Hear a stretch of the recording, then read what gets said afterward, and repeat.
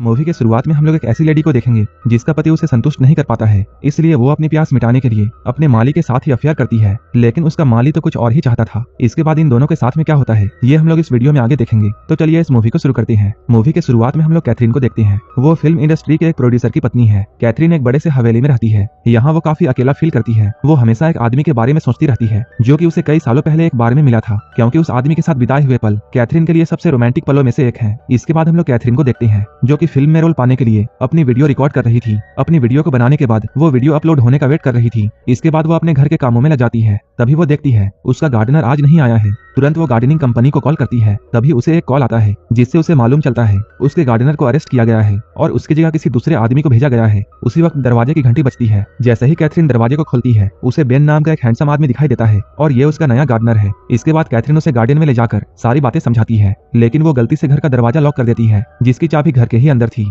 तब वो कैथरीन से कहता है मैं इस दरवाजे को खोल सकता हूँ, लेकिन तुम इसके बारे में किसी को भी मत बताना। इसके बाद बेन चोरों की तरह उस दरवाजे को खोलता है। अगले दिन हम लोग कैथरीन के पति रिचर्ड को देखते हैं। ये लोग पुल के पास में काफी देर तक बैठते हैं। यहाँ पर कैथरीन रिचर्ड से बातें करते हुए ये कहती है वो नए पड़ोसी को पाने के लिए काफी एक्साइटेड है, लेकिन रिचर्ड उसकी बातों पर ध्यान नहीं देता है। रात में जब ये लोग डिनर कर रहे थे तब रिचर्ड कैथरीन से मूवी देखने के लिए कहता है, जिस पर कैथरीन उसे अपने ऑडिशन के बारे में पूछती है, जिस पर रिचर्ड कहता है तुम्हें अपने दम पर रोल हासिल करना होगा, ना कि मेरे हेल्प से। इसके बाद ये लोग मूवी देखते हैं, लेकिन मूवी देखने में कोई भी इंटरेस्टेड नहीं था। कैथरीन यहाँ रिचर्ड से फायर प्लेस जलाने के लिए कहती है। इसके बाद रिचर्ड बेसमेंट में जाता है ताकि वो गैस ऑन कर सके। जैसे ही रिचर्ड गैस ऑन करके वहाँ से हटता है तभी हम लोग किसी अनजान आदमी को यहाँ देखते हैं जो कि ठीक तरह से दिखाई नहीं दे रहा था। अगले सीन में हम लोग कैथरीन को रिचर्ड के लिए तैयार होते हुए देखते हैं। जैसे ही वो तैयार होकर रिचर्ड के पास में आती है वो देखती है रिचर्ड सो गया है। ये देखकर उसे रिचर्ड पर बहुत गुस्सा आता है। अगले दिन हम लोग कैथरीन को काफी सैड देखते हैं। वो अपने एक्टिंग करियर को लेकर काफी परेशान थी। तभी यहाँ पर बेन आता है। वो यहाँ पर कैथरीन को गार्डनिंग की एडवाइस देता है। साथ ही साथ वो कैथरीन से कहता है वो एक आर्किटेक्ट बनना चाहता है, लेकिन कैथरीन को उसकी बातों पर कोई भी दिलचस्पी नहीं थी।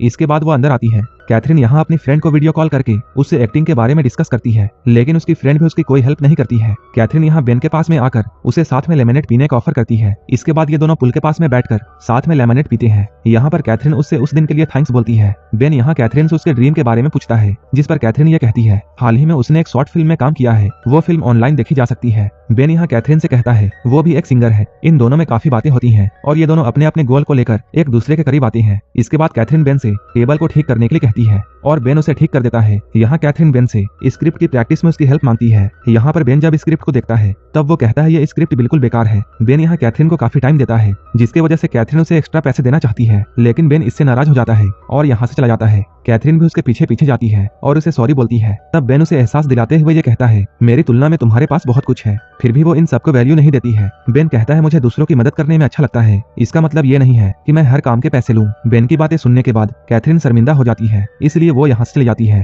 थोड़ी देर बाद कैथरीन ये देखती है बेन का बेल्ट नीचे गिरा हुआ है। ये देखकर वो उसे उठा लेती है और अपने गले में पहन लेती है। दोपहर में जब रिचर्ड घर में आता है तब कैथरीन एक बार फिर से उसके करीब जाने की कोशिश करती है, लेकिन रिचर्ड उसे मना कर देता है। रिचर्ड अपनी वाइफ में फोकस करने के बजाय रात में होने वाले फंक्शन के बारे में सोच रहा था। इधर कैथरीन भी सेलिब्रेशन को लेकर काफी खुश थी, क्योंकि उसे ऐसा लग रहा था जैसे ये सेलिब्रेशन उसके लिए है, लेकिन उसकी ये खुशी जल्द ही खत्म हो जाती है जब उसे ये मालूम चलता है ये सब इसलिए है कि रिचर्ड ने एक हाई प्रोफाइल एक्ट्रेस को बुक किया है। सुबह में बगल वाले घर से तेज म्यूजिक की आवाज आती है। ये सुनकर कैथरीन पुल के पास जाकर देखती है, क्योंकि वो घर पहले खाली था। तभी बेन यहाँ पर आता है। वो उससे कहता है बगल वाले घर का दरवाजा खुला है। बेन को यहाँ देखकर कैथरीन ये सोचती है ये आज यहाँ क्या कर रहा है, क्योंकि आज तो बेन की छुट्टी थी। कैथरीन के पूछने पर बेन उससे कहता है वो उसे नाश्ता कराने के लिए आया है। ये सुनकर कैथरीन उससे कहती है अगर तुम चाहो तब तुम मेरे लिए घर में ही खाना बना सकती हो। जब ये दोनों यहाँ बातें कर रहे थे तभी कैथरीन को उसका नया पड़ोसी दिखाई देता है, जिसका नाम एडी था। कैथरीन यहाँ उसे भी इनवाइट करती है। यहाँ एडी उसे अपने काम के बारे में बताता है। फिर कैथरीन सभी के लिए बर्गर बनाने लगती है, जिसमें बेन भी उसकी हेल्प करता है। इसी दौरान वो उसके हस्बैंड के बारे में पूछता है, जिस पर कैथरीन कहती है वो दोनों काफी टाइम पहले मिले थे और रिचर्ड ने ही उसे प्रपोज किया था।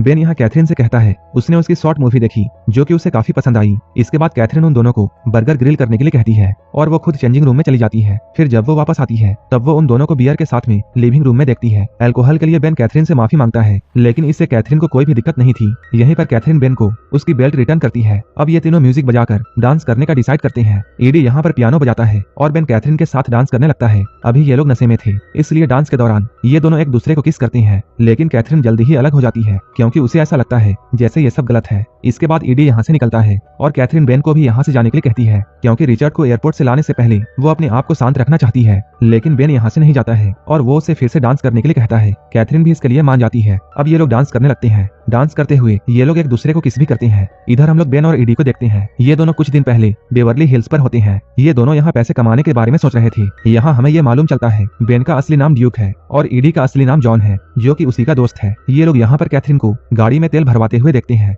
और फिर उसका पीछा करने का डिसाइड करते हैं। इसके बाद ये दोनों चाकू की नोक पर एक आदमी से उसकी गाड़ी लेते हैं और कैथरीन के पीछे उसके घर तक जाते हैं। यहाँ वो कैथरीन के घर के चारों ओर घूमकर अंदर जाने और बाहर निकलने का सही रास्ता ढूंढते हैं। साथ ही साथ वो लोग कैथरीन को स्टॉक भी करते हैं। इसके बाद ये दोनों बगल वाले घर में रहने का डिसाइड करते हैं, जो कि खाली था। ये लोग चुपचाप उस घर में घुस जाते हैं। ये लोग तब तक यहाँ रहने का फैसला करते हैं जब तक इनका प्लान कामयाब ना हो जाए। जब ड्यूक जॉर्ज को देखता है, जो कि कैथरीन का रियल गार्डनर है, तब वो उसे किडनैप करने का सोचता है और खुद उसका नया गार्डनर बनकर वहाँ जाने का डिसाइड करता है, जिससे वो उसके घर में जाने में कामयाब हो जाएगा। और वो ऐसा ही करता है। वो कैथरीन को अपना नाम बेन बताकर उसका नया गार्डनर बन जाता है और ये दोनों इस तरह कैथरीन की जासूसी करने लगती हैं। आगे हम लोग इन दोनों को खाना खाते हुए देखते हैं। यहाँ ड्यूक जॉन से ये कहता है वो कैथरीन के व्हाइट कार में बैठना चाहता है। इसके बाद ये दोनों उसके गैराज में जाकर कैथरीन के व्हाइट कार में बैठ जाती हैं। पास्ट में रिचर्ड जब गैस ऑन करने के लिए आया था, तब हमने कोने में एक आदमी को देखा था। वो आदमी कोई और नहीं बल्कि जॉन होता है। वहीं ड्यूक रिचर्ड को देखकर कार में ही छिप जाता है। फिर ड्यूक ये नोटिस करता है कि जॉन कैथरीन के साथ में नजदीकियां बढ़ाने की कोशिश कर रहा है। इसके बाद वो ड्यूक से कहता है ये हमारे प्लान का हिस्सा नहीं था। इनका प्लान तो सिर्फ ये था कि वो सिर्फ अमीर आदमी से पैसे लेंगे। लेकिन ड्यूक की हरकतों को देखकर जॉन उस पर ब्लेम डालते हुए ये कहता है वो कैथरीन को पाने के लिए ये सब कर रहा है। ये सुनकर ड्यूक को गुस्सा आता है और इन दोनों में बहस हो जाती है। इसी दौरान ड्यूक जॉन को दीवार पर धक्का देते हुए ये कहता है अगर वो चाहे तब वो उससे लड़ सकता है। ये देखकर जॉन डर जाता है। ड्यूक कहता है वो प्लान से नहीं भटका है और हम दोनों प्लान के मुताबिक ही काम करेंगे।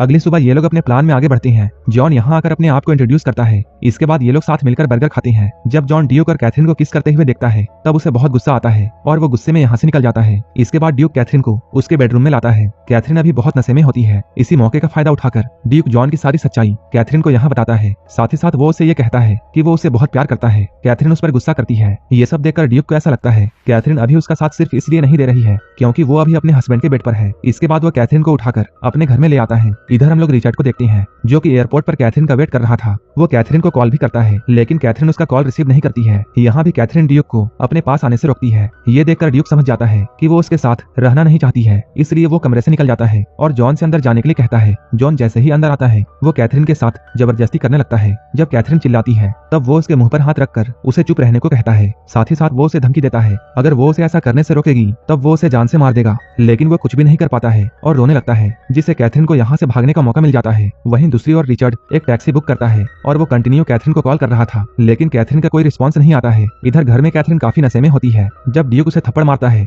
तब वो नीचे गिर जाती है, लेकिन जॉन ड्यूक को रोकता है, जिससे उन दोनों में फाइट शुरू हो जाती है। इसके बाद ये दोनों पुल में गिर जाते हैं। इसी दौरान जॉन के हाथ से चाकू छूटकर गिर जाता है। इसके बाद ड्यूक उसी चाकू से जॉन पर पीछे से हमला करता है। चाकू लगने की वजह से जॉन पैरालाइज्ड हो जाता है और पानी में फ्लोट करने लगता है। ड्यूक जॉन को वहीं पर छोड़कर कैथरीन को ढूंढने के लिए घर के अंदर जाता है। इधर कैथरीन पुलिस को कॉल करने का ट्राई करती है, लेकिन ड्यूक सारे फोन तोड़ देता है। फिर जब कैथरीन बाहर देखती है, तब उसकी नजर जॉन पर जाती है, जिसका खून पानी में मिक्स हो रहा था। ये देखकर कैथरीन पानी में कूद जाती है और जॉन के बॉडी के नीचे छिपने का डिसाइड करती है। लेकिन ड्यूक का ट्रस्ट पाने के लिए जॉन ड्यूक को इशारे से बताने की कोशिश करता है कि कैथरीन उसके नीचे है। कैथरीन उससे चुप रहने को कहती है, लेकिन जब जॉन नहीं मानता है, तब कैथरीन उसके बॉडी को उलट देती है, जिससे जॉन का चेहरा पानी के अंदर चला जाता है, जिसकी वजह से वो सांस नहीं ले पाता है और पानी के अंदर ही मर जाता है। कैथरीन अभी भी उसके शरीर के नीचे छुपी हुई थी। वहीं ड्यूक उसे चारों ओर ढूंढ रहा था। तभी रिचर्ड भी यहाँ पहुंच जाता है और इस नजारे को देखकर वो डर जाता है। तभी ड्यूक भी उसके सामने आ जाता है। उसके हाथ में एक चाकू होता है। वो यहाँ रिचर्ड को मारने के लिए जाता है। इन दोनों के बीच में लड़ाई शुरू हो जाती है। इसी बीच कैथरीन पुल से बाहर आकर घर के अंदर जाती है। वो घर के अंदर रखे हुए गन को ढूंढ लेती है। यहाँ वो ड्यूक को शूट कर देती है।